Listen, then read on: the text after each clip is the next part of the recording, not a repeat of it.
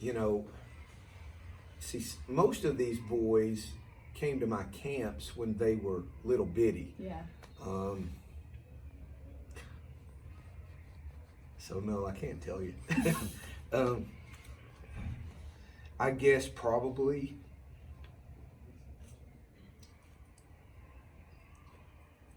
we talked about renewing culture. And that's done with work ethic and coachability and talent. You got to be talented to change culture. Don't, you know, everybody, you can come in and say what you want, but you got to have some players to change some things. And I think they have fed off of former players. I've had more former players call and come through. So I hate that I'm getting older because I only got a few more years left. But I really think they've revamped us a little bit, sort of like it was when I first came back in the late 90s with my dad, and we had some really strong teams. And then when he left, I still had some strong teams. And it's high school sports, you're going to go up and down some. You know, I think had somebody out there ask me if it was the best coaching job I've done, and it's not. Your best coaching jobs are done when you're 500. You know, you're trying to find a way to win. These guys, you know, a lot of times I just ask them what they want to do. Yeah.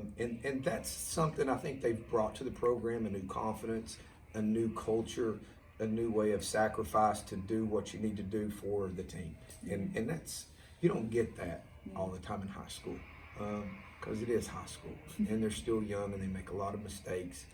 You know, if I can just teach them a few things to move forward, then I think I'm doing my job.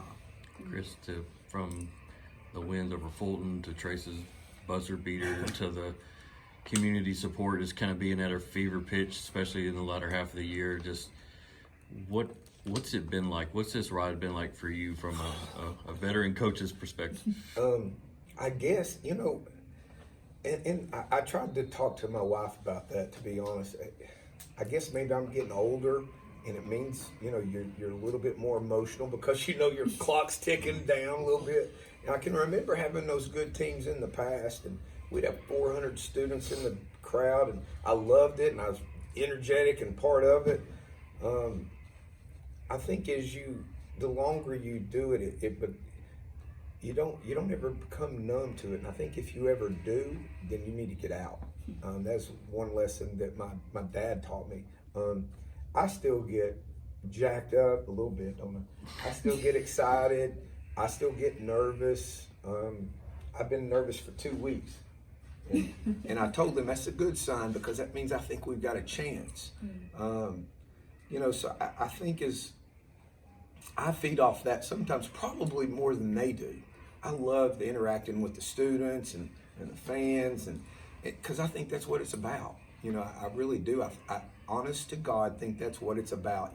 You're supposed to create an environment like that for them that they'll never forget, because I remember every single one of them. You know, I do. Maybe I know people like me and that coach for a long time are a little odd, and you know, you have to be to do it this long. But as long as I still have that feeling and that emotion, I'll keep doing it till I can't anymore. But it's been a good one. Something that we always have support. We have a great city and a great town and a great school. We always have support.